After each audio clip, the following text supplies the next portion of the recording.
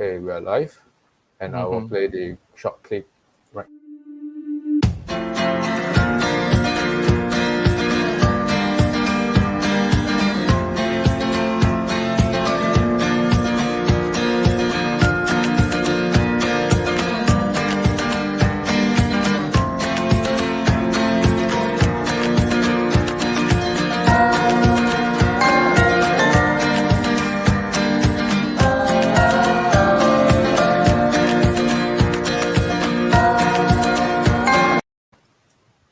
Right. Hi, everyone. Welcome to this series of support of Ace Econs. My name is Jeffrey. I'm the Chief Educator of Ace Econs, Singapore's most practice-driven JC Econs Tuition Center. The support of Ace Econs is a community event we have established this year to support our A-level community to help them succeed even beyond A-levels. So in this weekly series, we will be inviting experts to share tips on how to succeed in A-levels and beyond A-levels, as well as identifying career choices. So to parents and students watching this, please help to like our Facebook page and subscribe to our YouTube channel so you can receive the latest updates on upcoming interviews. Please also share this live interview with your friends, family, colleagues, so they can benefit from the collective wisdom of our experts. Okay, and if you do know myself or Mr. Koh down here, hey, please remember to say hi and have fun for the next 60 seconds. Okay, so today we have Mr. Koh Yong Chuan with us. Mr. Koh, say hi. Hi, everyone. Good evening. Okay, so Mr. Koh is a corporate auditor from Chevron, okay, and he's here to share with us what prompted him to pick accountancy after his A-levels, his career choice as an internal auditor, and he will be debunking the top 3 myths of internal auditing. Okay, so he is also a current holder of CA, CFE, CIA, CISA, CRMA. So later on, we'll be asking Mr. Koh what are these titles about.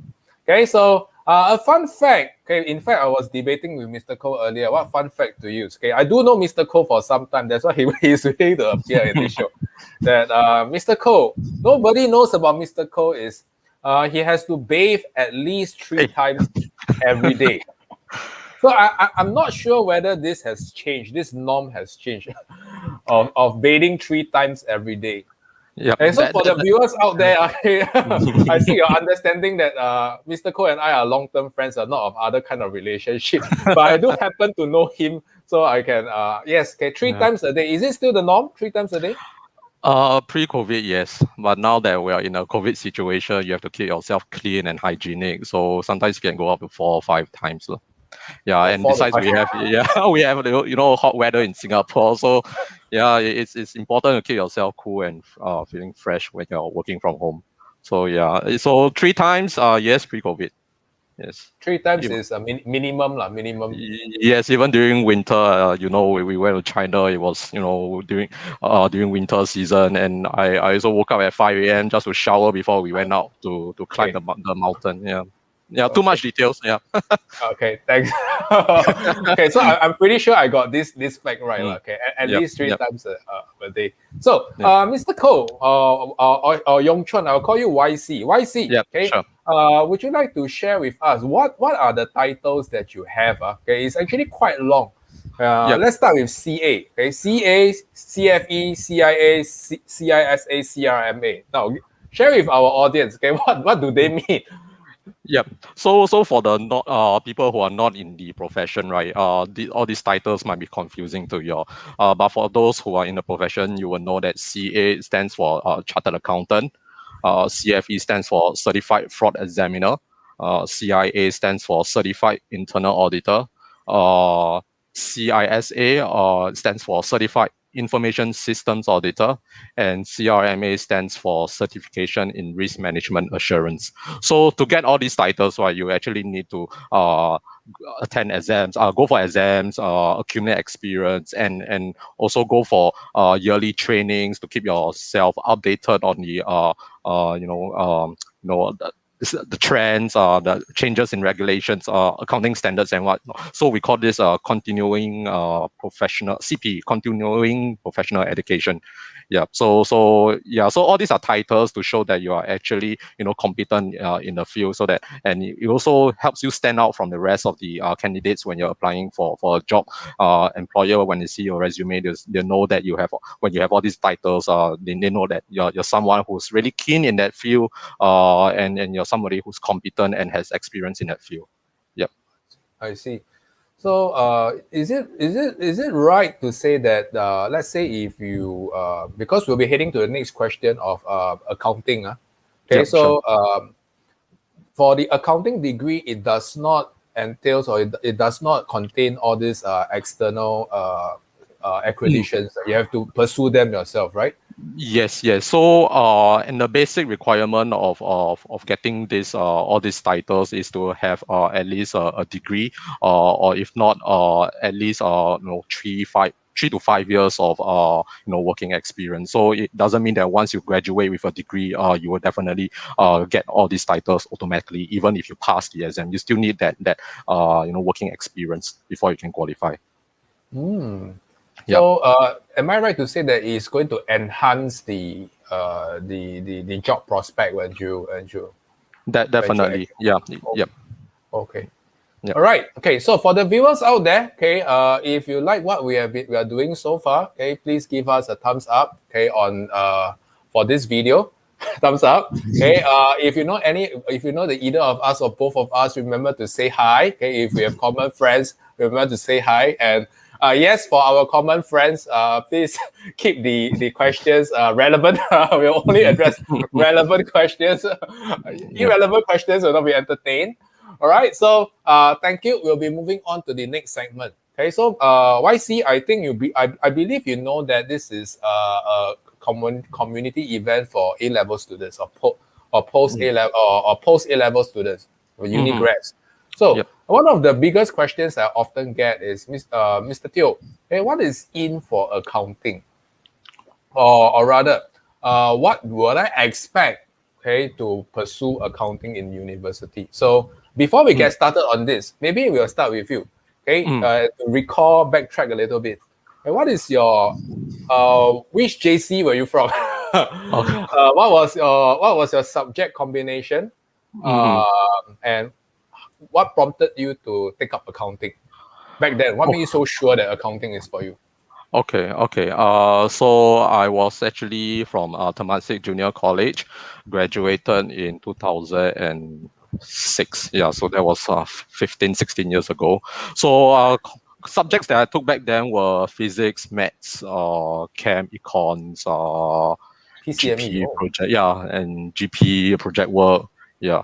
So we didn't have the H1, H2 subjects back then, but we had the S papers and whatnot. But I was not smart enough to take those S papers, lah. Yeah, and econs, recall fondly, was a very interesting subject. Though I like the subject, I didn't really perform well in the subject because I didn't have such good tutors like Mr. Teo. Thank you. Yeah. But definitely I enjoyed my econs lesson as much as All right. I wanted to perform well in that subject. Yeah. So why did I pursue a degree in accounting?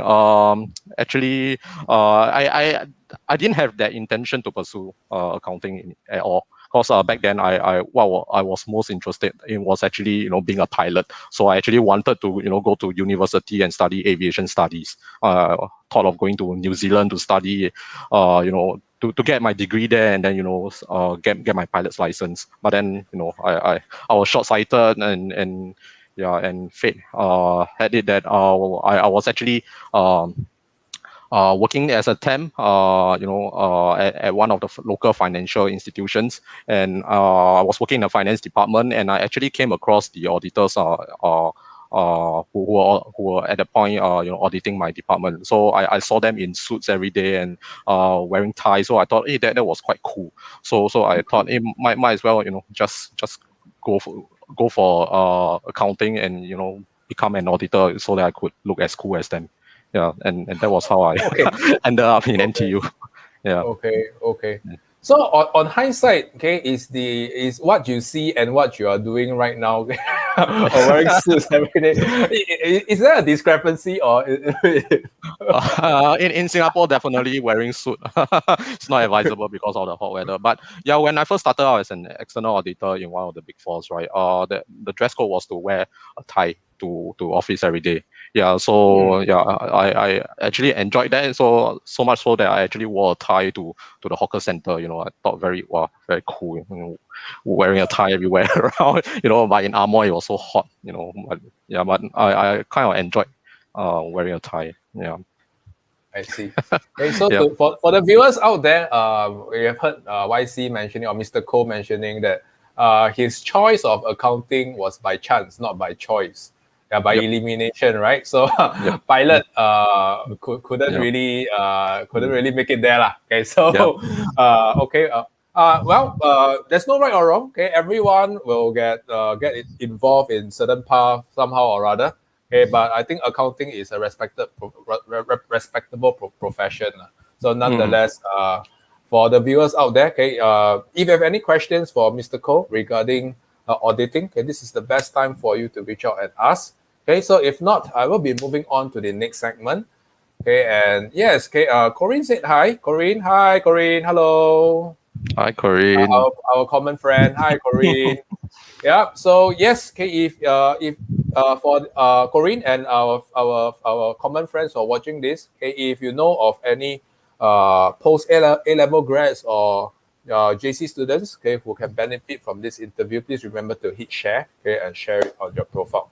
So YC, okay, what is your one biggest takeaway for A level students this year? Okay, who is going to complete A levels this year, and post A level students who is considering to pursue accounting. Okay, what is your one biggest advice or takeaway for these students?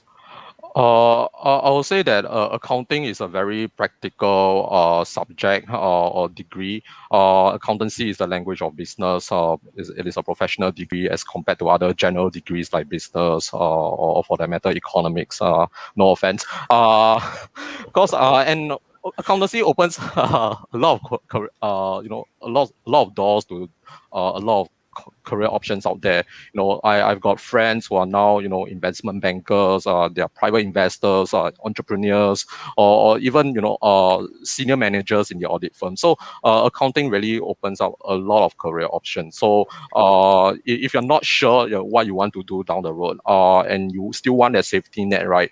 Just go for accounting because it is a very safe option, and every company would definitely need an accountant to tie the books, to report the accounts, and yeah, to certify that accounts are or rather come up with the financial statements. Yeah, especially if you're a public company, you definitely need accountants. Yep. All right. Mr. Koh, I would just like to ask. Okay, so actually, I came across an article with regards to AI replacing certain jobs aspect. So Yep. no offense, but one of the things that was mentioned is accounting or auditing is one of the jobs that are very likely to be replaced by AI and automation. So what is your take on this? And has it taken place, or is there any truth behind this report? Yes. It is definitely true. In fact, yes, you know, taken place in a lot of big companies out there, which have the financial resources to actually automate their processes. The smaller companies or the mid-sized companies, they're still not really there yet, because they're still trying to transition onto this digital bandwagon. But definitely, I agree that a lot of accounting work can actually be automated. But that said, those I would say are just the low-level accounting work, which is like your balancing of books, you know, recording of the accounting entries in the system. All this can be done easily and automatically by a robot or the computer. But then again, we also need you know, a human to actually analyze the output that is input into the system by all these bots. So while some part of accounting work can be automated, there are some parts that which cannot be automated because we still need that human element to analyze the data and to really interpret the data and come out with to make good business decisions. So and that is why I would say accounting is not just about numbers. It's also about and being you don't have to be proficient in numbers. In fact, you need to be analytical. You need to be expressive. You need to know how to communicate. And to tell a story based on the data that has been given to you. So yeah. All right. So the lowest common denominator of all this conversation is the A-level student, or it has to like numbers, right? Okay. Do you recommend accountancy to art students who don't like math and don't like numbers? Do you, for instance? Honestly, I don't like numbers as well. I managed Serious? to I managed to survive. NTU. I managed to become I've been an auditor for the past 10 years. So you don't have to be very good in numbers. You just have to know what the numbers represent.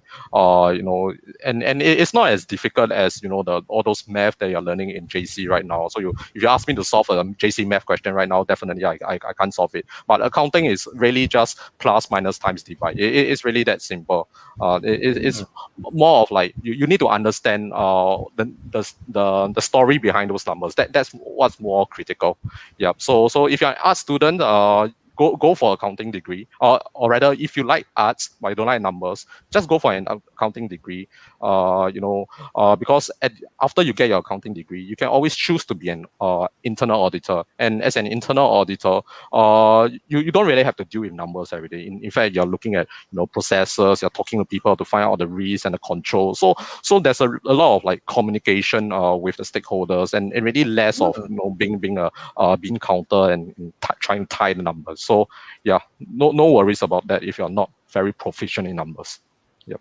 All right, great. This is probably the biggest takeaway even for myself, because all along I thought that to pursue accounting you need to have some genuine interest in numbers. And Mr. Koh mentioned that since you don't need, so I strongly encourage all the viewers out here, okay, no matter to really give accounting a good consideration, considering that it is unlikely to be fully replaced by automation. Okay, and there's a very wide discipline that you will be exposed to. Okay, it's a very versatile degree. I like economics, right?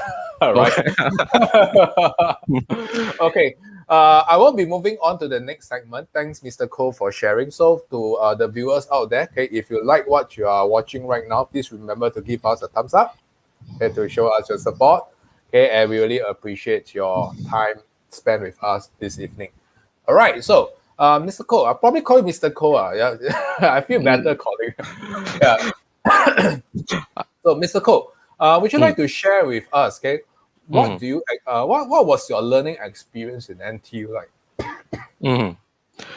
Okay, so that was like some 10, 11 years ago. But I remember that my learning experience back then was a very fun and very memorable one. Because in NTU, it's not about just marking for exams and then and going for just your seminars and your lectures. But there's a lot of project work. There's a lot of opportunities to go on internships, to go overseas for for immersion programs. And in fact, that's how I met you, Jeffrey. If you remember, yeah, I met you in Shanghai. Yeah. How could I forget, man? How could I forget that? Yes. So yeah, so I was actually in Shanghai for 6 months on a work and study program. So I was actually interning 4 days, studying 2 days, and that's where I met Jeffrey. And of course, I wouldn't have met Jeffrey if not for the learning opportunity, the opportunities given by NTU. And besides that, in fact in NTU, right, I managed to go on 2 internship programs. So and they were actually very they actually encourage students to go on as many internship programs as possible to expose yourself to the industry, know more people, so that when you go out, when you graduate, right, you actually you are able to stand out from the rest of the other job seekers in the market. Yeah. So that was my recollection of my experience in NTU. No, it seems more like you recall the working part or the internship part more than the study part. Yeah. So maybe you want to talk a little bit about the study part? I don't remember studying much. I was always going out review, if you remember. No, I'm just joking. Studying part, you have your stressful times, you have your project work, even though you might be, interested, being able to work on projects with your good friends, but the deadlines and the expectations set by the profs, they can be a bit stressful at times, especially if you're taking a few modules, maybe 4 or 5 modules at the same time in NTU, right? Then in one semester rather, it can get a bit stressful when the exam period comes, or when the project deadlines are clash. But then again, I thought that was also a good training ground for me, because when you go out to work, right, nobody will care whether you got other commitments. When the boss wants you to complete an assignment by this deadline, right, you just have to complete it by that deadline. So the learning experience in NTU has also taught me to multitask well, to be able to handle stress. Yeah. But then again, I wouldn't say it was very stressful in NTU. It was a mix, and overall, I had good fun in NTU. Yep. So if you were to look back, because we have students who are ex-students, graduate students who went on to pursue accounting, as a degree. So if there is, I'm sorry, this wasn't planned in the initial discussion, but if you have one advice for students who are studying accountancy, what is your biggest advice for them on how to gain the maximum mileage of their accountancy journey in whatever university? Yeah. Okay, I wouldn't say this is an advice for accounting students, but it applies to all students. So because currently we live in such a competitive world, so it really pays to establish your connections early on in your university life. So I would say go out there and network, not among just your peers, but also the industry people. Go for the career talks, go for internship programs, go for the networking sessions. Know as many people as possible, expand your network, because you never know one day whether you might need their help or they need your help. So and connections really, really matter in this competitive world that we're living in right now. Yeah. Networking and building Yes, networking. Yes.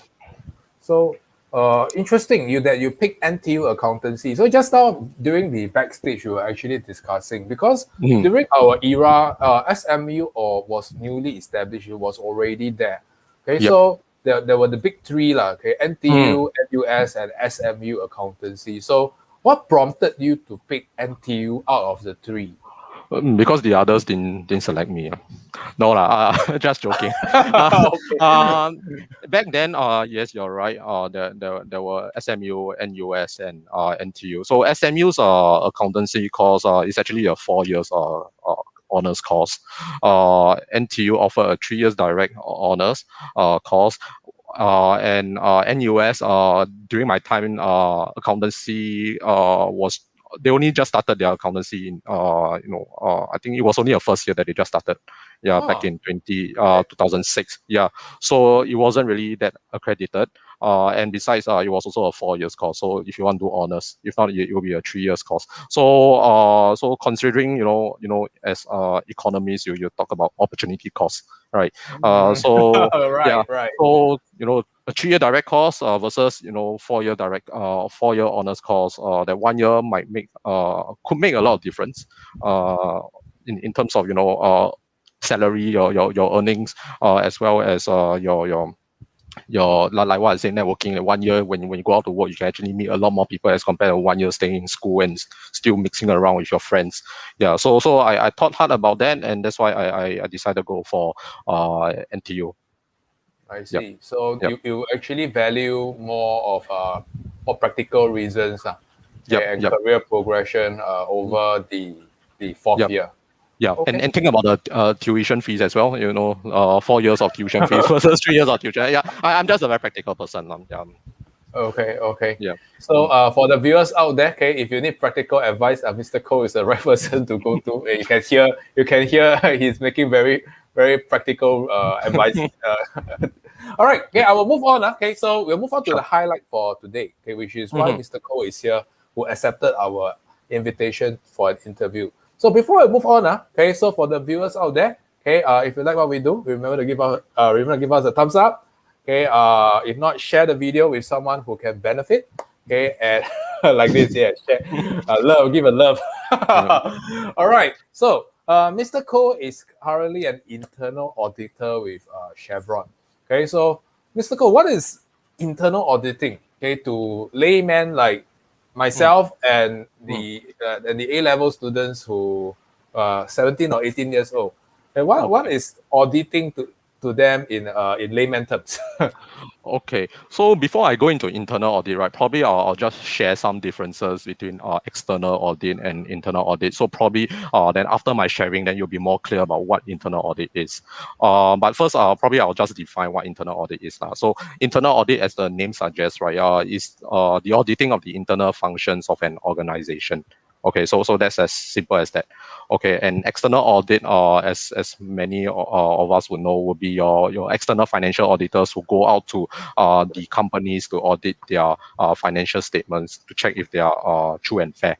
Okay, so external auditors will, when they look at the financial statements, they will actually make sure that the numbers are accurate, such that when I say true and fair, it means that financial statements, they are free of material misstatements. That means yes, you can allow a bit of errors, but they are not too significant, such that when when people like you and me, when they pick up the financial statements, right, we might be misled into thinking that that the company is doing well when actually it was not. So when we say financial statements are true and fair, it means that when we pick up the financial statements, we'll think that when we see the company is doing well, then it really is doing well, and not the opposite.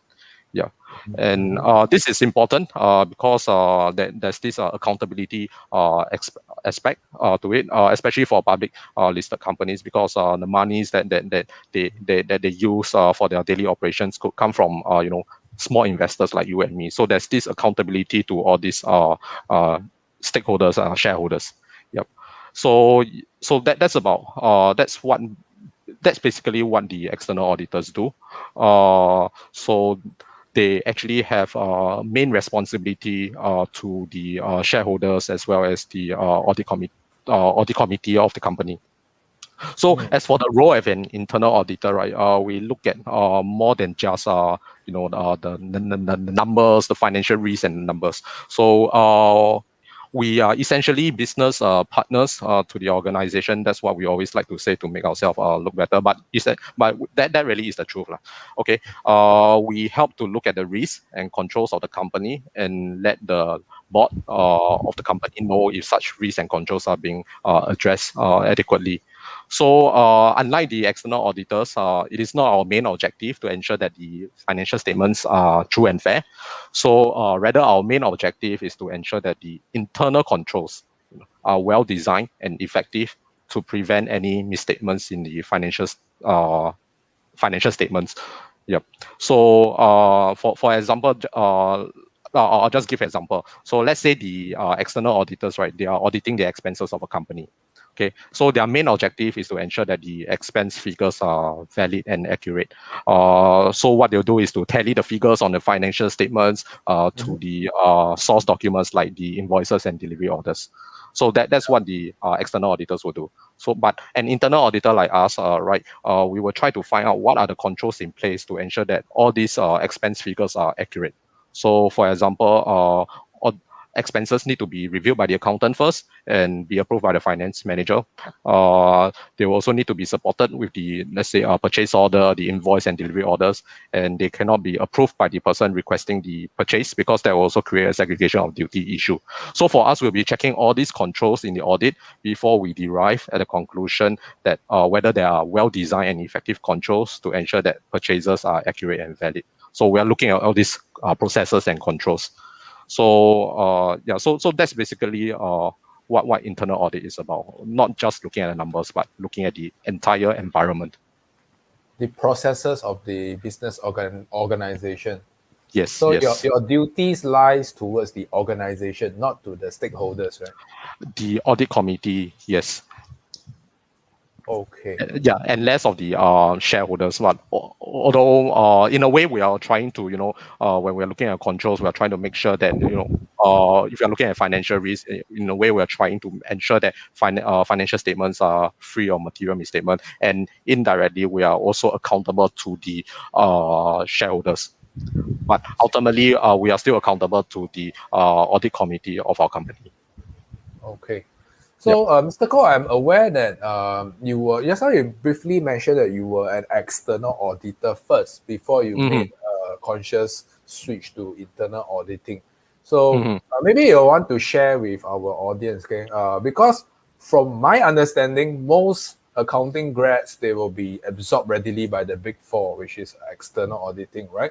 And so what actually prompted you to make such a switch? And the second question is, if I'm a fresh accounting grad, if I don't know external or internal audit is for me, what should I do?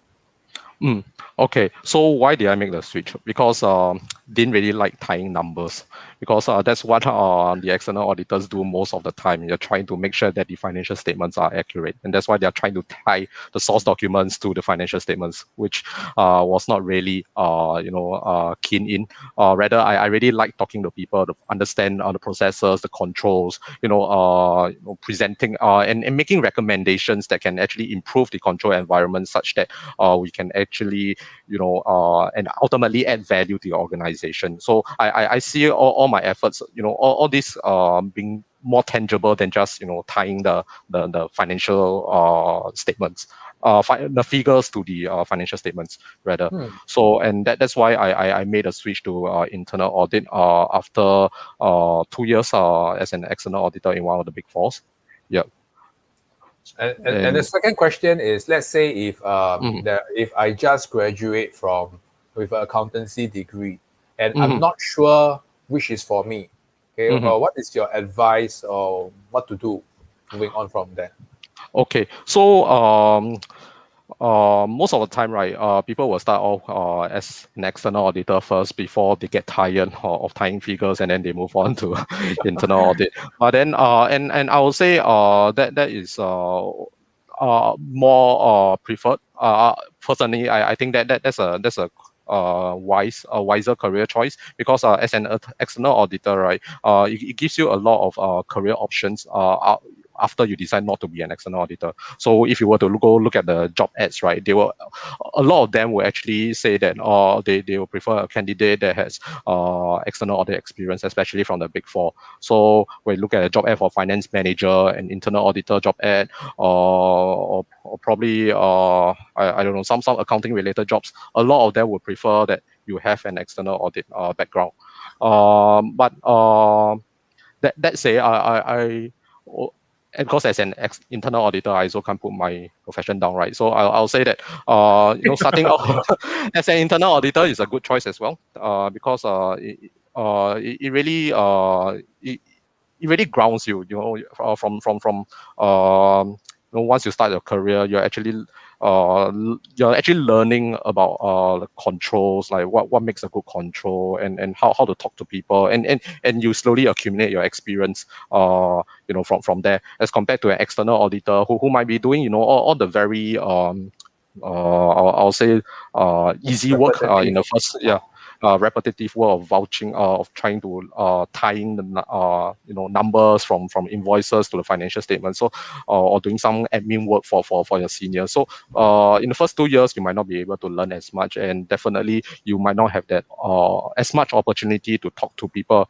from top management, or even people from the board committee. Because as compared to an internal auditor, right, you definitely have a lot more access to top management and the audit committee, because you need to talk to them to understand what are their risks before, what are the risks and what are their concerns before you start on an engagement. So definitely, you have more access to the senior management as an internal auditor. Okay. So based on what I hear, it sounds like external auditing is a little bit more mundane and repetitive. And Oh. I also know of some friends who actually got burnt out because of long working hours. So what is Mhm. your take on this? Is it true that internal auditing is slightly more balanced than external in terms of work-life balance?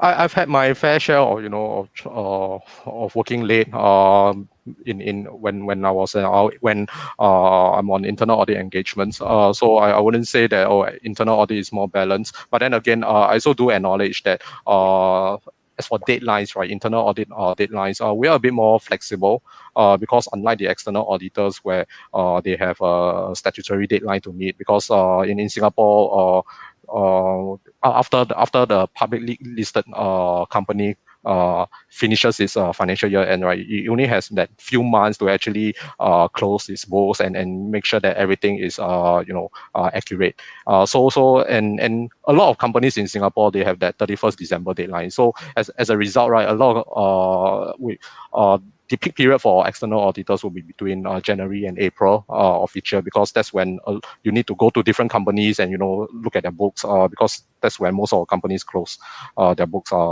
They have a December 31st deadline. So and that is why it's usually between this period that auditors have to work until the wee hours of the night because they have a tight deadline to meet.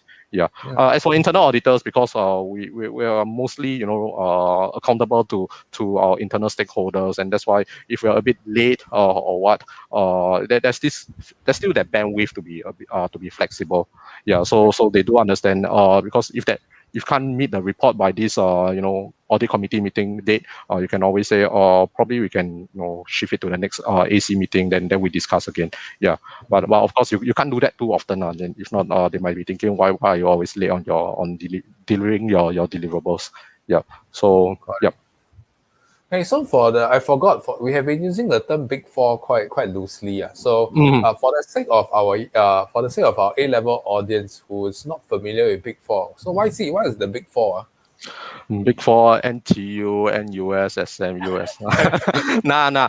In the accounting world, Big Four refers to four the biggest four accounting firms in the world. So they are namely PwC, EY, Deloitte, and KPMG. So they are actually network firms. So the KPMG in Singapore, or rather any of the firm, right? They could be operated by different local partners, and the KPMG in the US, they're operated by the local partners over there. So and they all come together to form a network firm. So and by virtue of their revenue, right? All they become the biggest four in the world. Yeah. I see. And that's where and by virtue that they have deeper pockets, right, that's where they also get the bigger clients, the top MNCs. They all prefer to use the Big Four because of their credibility as well, and because of their resources, because an MNC might have a lot of officers all around the world. So you come and that's where they actually, they will prefer an audit firm that has a lot of network officers, such that so that audit resources can be allocated efficiently to audit their officers all around the world. Yep. All right.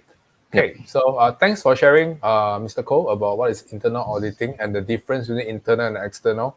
And so to the viewers out there, okay, especially if you are not sure whether accounting is for you, feel free to ask questions. And if you are currently in accountancy, okay, you may also want to pick onto Mr. Koh's brain on what are your career prospects, okay, beyond accountancy, whether internal or external auditing is for you. But just a last question before we move on to the three biggest myths. Okay, Sure, so sure. other than internal and external auditing, so some of my students will be asking me, Mr. Teo, okay, what are the other career prospects, okay, for having an accountancy degree that actually make use of what you learned? Mm.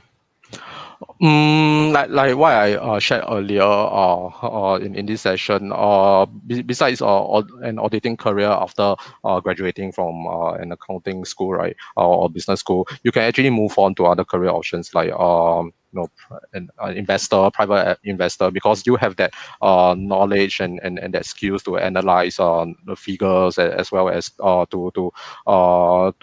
to determine if a target is worth investing or not. You could also be an entrepreneur, because because in business school, right, we don't just learn accounting. We learn about communication skills. We learn about law, business law. What else? We learn about IT. We learn how to operate the ERP systems. The skills that we learned in school, right, they have really equipped us to be an all-rounded person, and not just an accountant. So a lot of career options out there when you go to accounting school. Okay. Yeah, that's very assuring. I hope the viewers out there, okay, you are able to make an informed decision after your A levels, okay, or right now when you're going to apply for universities. Okay, so YC, we'll be moving on to the next segment. The three biggest myths of internal auditing. Okay, so what do you have for us as a start? Okay, what is the first biggest myth or misbelief of internal auditing?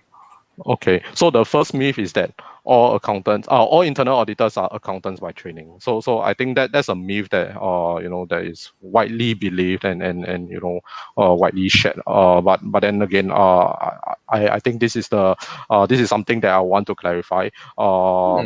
This is not true at all, because while many internal auditors would have a first qualification in accountancy, this is not a prerequisite. So in fact, an internal auditor looks at all kinds of risks, and not just financial risks. So this may include like your operational risk, your compliance risk, and your IT risk. So in fact, I know of a lot of internal auditors who have backgrounds in IT, computing, engineering, or even law. Okay. Yeah, but I do acknowledge that many internal auditors have accounting backgrounds, because they used to be external financial auditors. So with a similar job nature, it's natural that these external auditors move over to internal audit when they are looking for a new career move, if they're seeking a job change rather. Yeah. So, but internal audit requires more than just hard accounting skills. So what is important are also the soft skills, like your communication skills and your analytical skills. Because like what I mentioned earlier, in each engagement, right, we need to talk to people from from the top management to all the way to the rank and file. So in an engagement, we might be talking first to the top management to find out what are their concerns, and to find out what are their business strategies, before we then move on to let's say the technician in the factory or the salesperson in the sales office, to really find out what the activities that they do on a daily basis, because we need to find out understand their process, understand what the risks and what the controls in place to mitigate all these risks. So and even you're done with your work, right, you still need to present the results, and before you present the results to the top management, right, you need to present to the middle management. So there's a lot of communications involved in an engagement. And besides that, right, in this digital and data-driven era, it is also very important to be analytical and able to analyze and interpret data. And given that we have a lot of new digital tools these days, it is always good to be IT savvy, and not because we are using these tools, but because your clients are using these tools. So you need to be IT savvy to know what your clients are using. If not, when they talk to you or about this system, and you do not have any idea, then you're really missing out on a lot of things, because you might actually miss out on an important risk or control that might actually affect the results of your whole engagement. Yeah.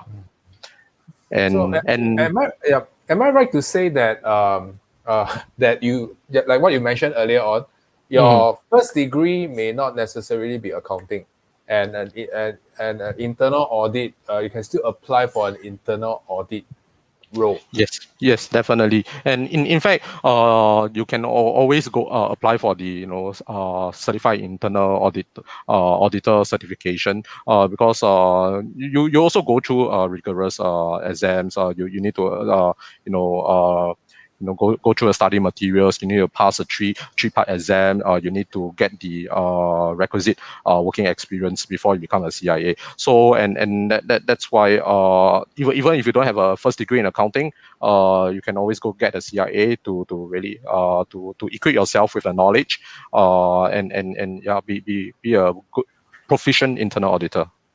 So it's like a conversion Yes. course for Yes, yes. professionals. Okay. Yes, in fact, the Institute of Internal Auditors Singapore, they have actually have this program called Mid Career Conversion Program where they actually match you with a mentor so that you actually you acquire the requisite skills to become a good internal auditor. Yeah. All right.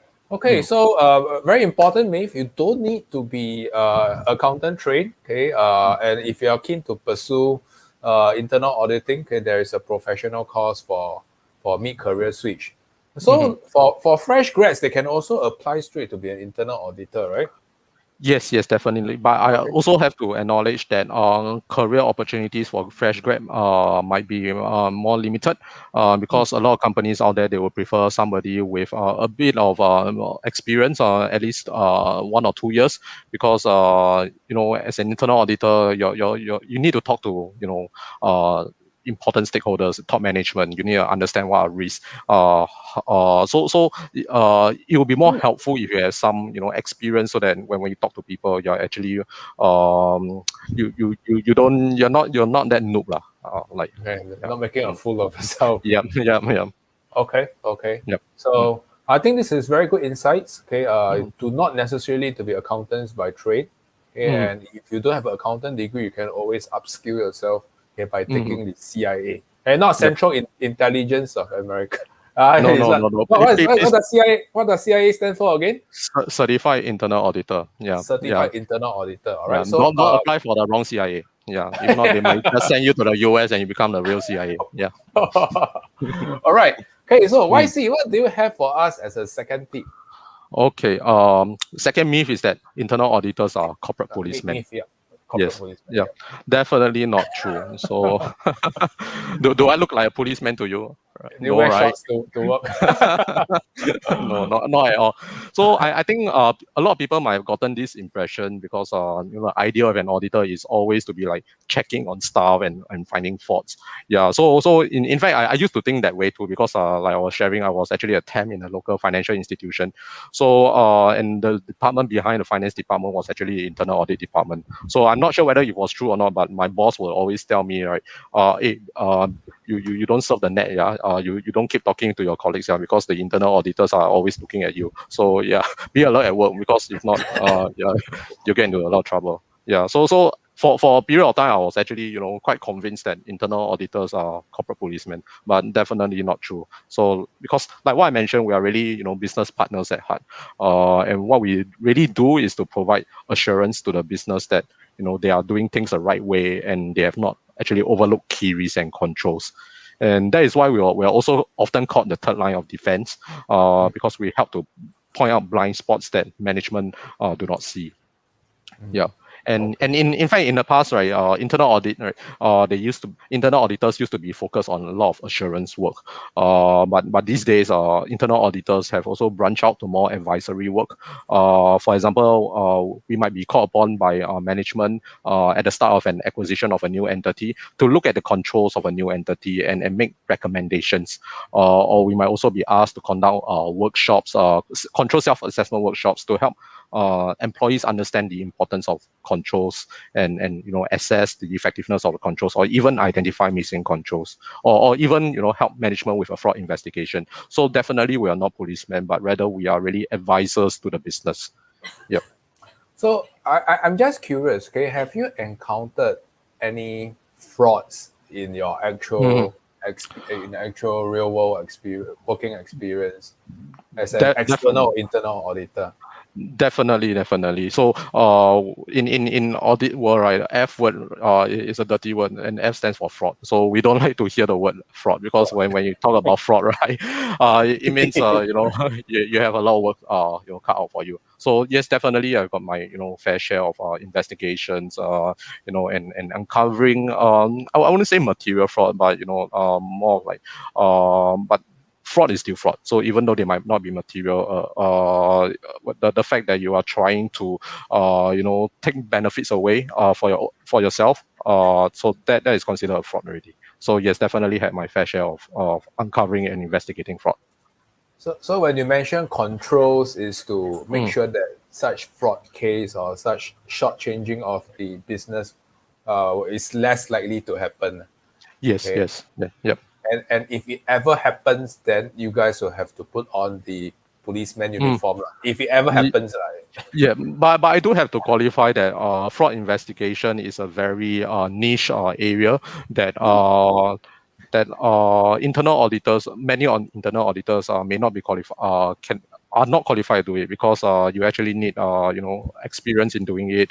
That's why a lot of fraud investigators, they come from enforcement backgrounds. The investigators that I know, they were either because I work in a US MNC, so there were people from the FBI, or the US police department, or even people who are law trained, because they need all this. They need to be aware of the laws and whatnot, how to interview suspects, and that's why if we encounter a fraud case, the internal auditors don't really investigate, but rather they support the investigation.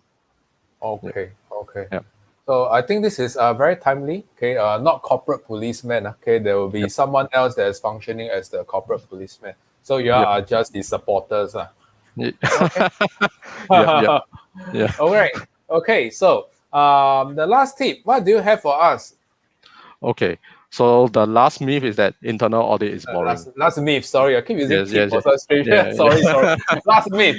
Yes, yes. Yeah, Yeah. yeah. Internal auditor is not boring at all. You look at Not me. boring. Do I look like a boring person to you? No, right? Nah, Cannot tell. just Cannot tell. Cannot tell. no. It really depends on how you look at it, but it's largely untrue. So the common perception is that auditors sit in dusty storerooms and dig through all the old records. They do the same things day in and day out, year in and year out. But totally not true. So like what I shared earlier, my ambition when I was young was to actually fly around, as a pilot. But do you know that internal audit is actually one of a few jobs other than pilots and cabin crew that allows you to fly around the world for free, right? Oh, So because the job of an internal auditor is usually regional or global in nature, because it'll be expensive to have an internal audit team, right, in each country that the company operates in. So internal auditors are usually assigned to engagements on a project basis, and that means visiting different departments of the company on a rotational basis.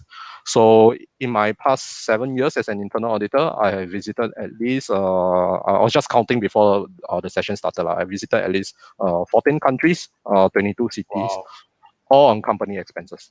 Yeah. So if you Wow. go on, yeah. So you stay in, if you have the budget, then you fly business class, stay in the fancy hotels. But usually I fly economy and stay in the No frills hotel. yes, yeah, of course, of hotel that is safe, but not that luxurious. Okay, so yeah, and the furthest that I've been to was to Nashville in the US. So it took me about 27 hours to get there. So, and actually after that in engagement, I took time off to visit other parts of the US, like New York City. Yeah, so I actually spent a week there exploring New York City. So, and I'll say that the daily joy of an internal auditor, right, is never the same. So I like an accountant's job where you can get, a bit repetitive when trying to balance the books. Ours is a very dynamic job. So as you heard earlier, we are always talking and interacting with our stakeholders, trying to find out what the key risks for the clients and how to address them. So there's a lot of human interactions. And if you're somebody who likes talking to people, right, and of course traveling around the world, then you'll find that internal audit is definitely not boring at all. So yeah, it's to me, the fact internal audit is boring is definitely a big myth. So I'm not sure though, because I do know Chevron is a pretty big entity that has network or branches all over the world. What happens if it is a small company or mid-sized company? Is there a need to travel or? Okay, so if you're a small company, right, you might not need an internal audit team in the first place because because first of all, it's not a statutory requirement if you're not listed, right? So you might think that internal audit is not required. I sit around with my reports every day. I know what's going on. So and it's my own company. I feel that it is controls are all working and I don't need somebody to help me check. So that's fine. But for maybe let's say a locally listed company with no operations overseas, then and it might not be feasible to staff a small audit internal audit team in Singapore, just auditing that departments in the same level because come on, in a year, how many audits can you do for when you only have 4 departments, right? So what some companies do, right, is that they outsource internal audit services to either the Big Four or the other accounting firms. So they might actually come in maybe once a year to look at the key processes and give their opinion on whether the controls are working or not. So yeah, so that's how the smaller company. That's what the smaller companies do. Yep. Maybe YC, you can share with us, Mr. Koh, you can share with us, what is one of your most memorable internal audit? Because you mentioned you fly around, right? So what is your most memorable overseas or internal audit experience that left you? Most can memorable. Not Yeah. definitely not work related. Not work related. Nah. So you want something work related, huh? Let me think. Yeah, something work related. I must say something political correct. Every engagement is memorable, but the most memorable will be probably uncovering some sort of some shady business by one of the business owners. Yeah, so it was something that was reported to me by an employee. And because that was his boss, right? So he couldn't really do anything about it. So he reported to me, and he gave me Whistleblower. Do you mean a whistleblower? A literal whistleblower? something like that. Yes. So but it was not through the official whistleblower channel. So he fed me a lot of tips. He say, hey, when you look at the transactions, right, look at this, look at that, look at this, look at that. So yeah, and whenever he talked to me, right, he had to bring me to a corner and whisper. So and we were in a and I was in a foreign country, and apparently that business owner has a lot of like shady links. So there was once where I asked him, do you feel unsafe, sharing all these tips with me? He said, of course. Then at that moment, I also felt very unsafe because he felt unsafe. Definitely, I'm the one checking on it. I'll be even more unsafe, right? Yeah. So, but I always believe that as an internal auditor, you have to be objective, without fear or favor. That's my personal motto. So, and without fear, I continue, digging. I continue, checking on the transaction. So, I managed to, uncover something worth, transactions worth more than 40 over million. Yeah. That were questionable. So because it was not a fraud investigation, so I cannot say that that there was fraud. But what I did was to raise an observation saying that these transactions were questionable and they need to be further reviewed. And so I thought that was quite a memorable experience. Yeah, because for once I actually felt unsafe. Yeah, while while performing my engagement. So, any updates about what happened to the business owner as of your knowledge? Yeah. From what I heard, they were still reviewing the transaction. So because we actually move on to to other engagements after each engagement, and so I didn't really have the chance to follow up. But from the last I heard, it was still being reviewed. Yeah. Okay. Yeah, Well, that is definitely not boring by any means. Yeah. To feel unsafe is definitely not boring. But Yeah. can you give assurance to our viewers that internal auditing is actually a very safe environment? Okay, with Definitely, definitely. Because if there's anything that you feel unsafe, just call the police, and yeah, police will protect you. No, no. Honestly, yeah. It's very rare, very seldom that you come across such a situation at all. So definitely, I would say internal auditors are much that role is much more safer than a pilot flying airplane. Yeah. Okay. So thank you for sharing with us the 3 myths. I'm so sorry I kept using tips. Okay, these are the myths. No worries. Okay, so let me quickly recap. Okay, to be an internal auditor, you do not need to be accountant by training. Okay, to be for an internal auditor, they are not corporate policemen. Okay, and they are by no means any form of boring, right? All right. Okay, so we are coming to an end to the session. Okay, so for the viewers out there, okay, this is your last chance to pop Mr. Koh questions regarding auditing, external or internal, or if you need to reach out to him privately, especially for my students, okay, they have an extra benefit of reaching out through me lah. Okay, if not, okay, I will come to a closing. Okay, so thank you once again for tuning in to the community series. If you like what we are doing, support us for what we are doing. Okay, please like our Facebook page and subscribe to our YouTube channel to receive latest update on upcoming events. Okay, so next week, okay, we'll be interviewing Dr. Christina Wong. Okay, she will be sharing with us tips, study tips, okay, to get into medicine and law at competitive universities. Okay, so stay tuned and I will see you all next week. Bye-bye. Bye, everyone.